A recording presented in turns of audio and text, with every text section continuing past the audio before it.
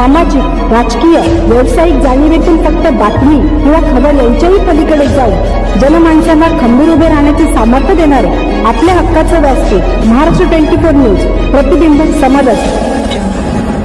शिवजयंती उत्सव निमित्ताने मनमाड नांदगाव महामार्गावर असलेल्या पथदिव्यांवर क्रेनच्या साहाय्याने झेंडे लावत असताना समोरून येणाऱ्या ट्रकने क्रेनला जोरदार धडक दिल्याने भीषण अपघात झाला असून या अपघातात 2 जण जागीच ठार झाले तर 3 जण गंभीर जखमी झाले असल्याचे समजते। जखमींना प्रथम उपचार करून मालेगाव येथे हलवण्यात आले आहे। जखमी व मयतांची नावे अद्याप समजली नसून पुढील तपास पोलीस करीत आहेत। सामाजिक कार्यकर्ते भागवत झालटे यांच्याकडून मिळालेल्या माहितीनुसार 19 तारखेला शिवजयंती निमित्ताने मनमाड शहरात कार्यक्रम होणार आहे। या कार्यक्रमाच्या तयारीनिमित्त सर्वत्र भगवे झेंडे लावण्याचे काम सुरू आहे।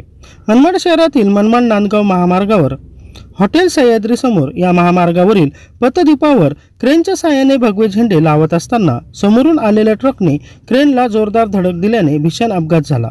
या अपघातात 2 जणांचा जागीच मृत्यू झाला तर 3 जण गंभीर जखमी झाले असून अपघात इतका भीषण होता की क्रेनचा चुरा झाला आहे।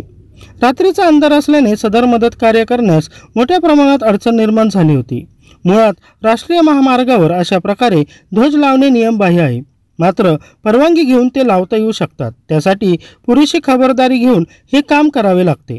अंधार असल्यामुळे ट्रक चालकाला अंदाज न आल्याने अपघात झाला असल्याचे प्रत्यक्षदर्शी यांनी सांगितले। या अपघातातील जखमींना तात्काळ उपजिल्हा रुग्णालय येथे दाखल करण्यात आले। 2 जणांना डॉक्टरांनी मृत घोषित केले तर इतर 3 जण गंभीर असल्याने मालेगाव येथे उपचारासाठी पाठवण्यात आले आहे। महाराष्ट्र 24 न्यूज साठी प्रतिनिधी उमेश मोरे।